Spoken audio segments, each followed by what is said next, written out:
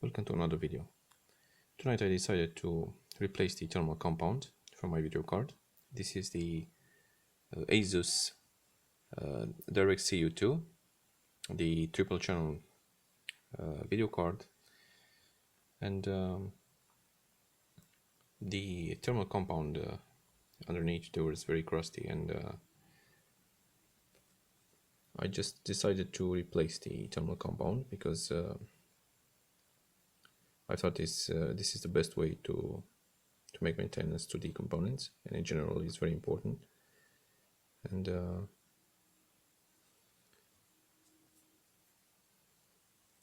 the dust was everywhere here on the memory chips, and I had to use the isopropylic alcohol. Do not use the water or something else, because it will short the components right here, and it's very important not to use something else like water or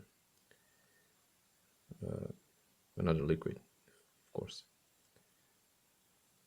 I use a plastic pan to clean the die right here, and I'm trying to do my best here. It's not very well, but I'm doing it. I'm still doing it because it's very important. What I want to tell you is the 7950 made by Asus. They're very good cards. Just if you know how to make the maintenance to it, and always keeping an eye on the temperature, they can last like forever, you know. And I decided to do that because maybe in the near future I'm not going to be able to have more time for that, and yeah, I think this is the best way to start doing it, of course. Yeah, anyway.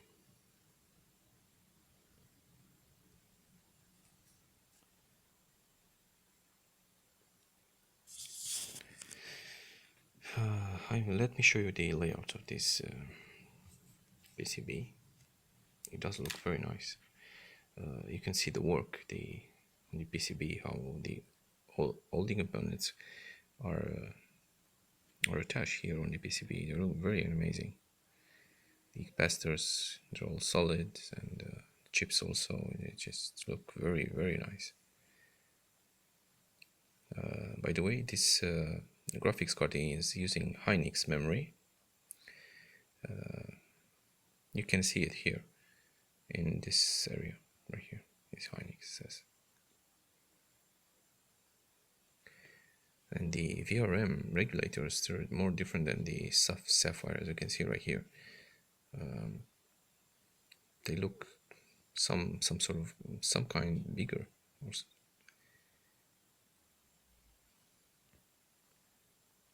Very nice made. This is the connector for the fans right here. It's another very important chipset, you know. Yeah. This one here is using 2.6 pin connector, just like R9 280. It's basically the same, but this one here, since it has a bigger cooler, the components will be cooled down very effectively compared to the Sapphire model, when the fans will eventually fail, but not on this one. Yeah. So let me show you something else. If you want to open it up and remove the heatsink, it has one screw here. No, one here. Second is right here. Third, fourth, fifth, sixth. This is for the GPU. And there's another screw here. 7, 8, 9, 10, 11, 12, 13, 14, 14, and there's another screws here that is holding the 14, 15, 16, 17, 18, and 19, 20. By the way, there is a missing screw here in my right side, right here. Somehow it was lost.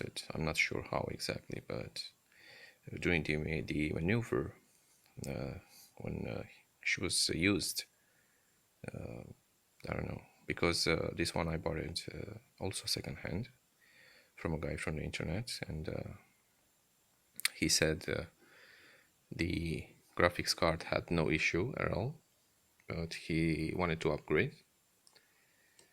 And yeah, this is how she looks like. Yeah, you need to be very gentle with it, especially with the PCB. Be careful not to scratch it. I'm using the towel right here so I can put it or something soft. So yeah, not something hard anyway. I'm going to apply the thermal compound here, but not before.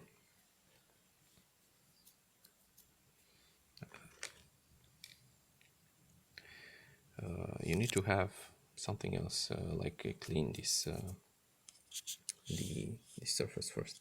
As you can see, there's a lot of debris here. I'm not sure how the camera focuses. Okay, this one needs to be cleaned up with the tissue very gently, and after that you just apply.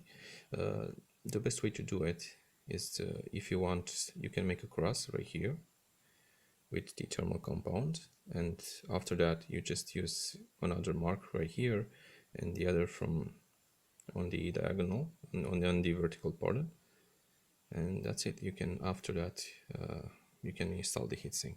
It's very important because the thermal compound will spread everywhere, will spread evenly on the cube. Yeah.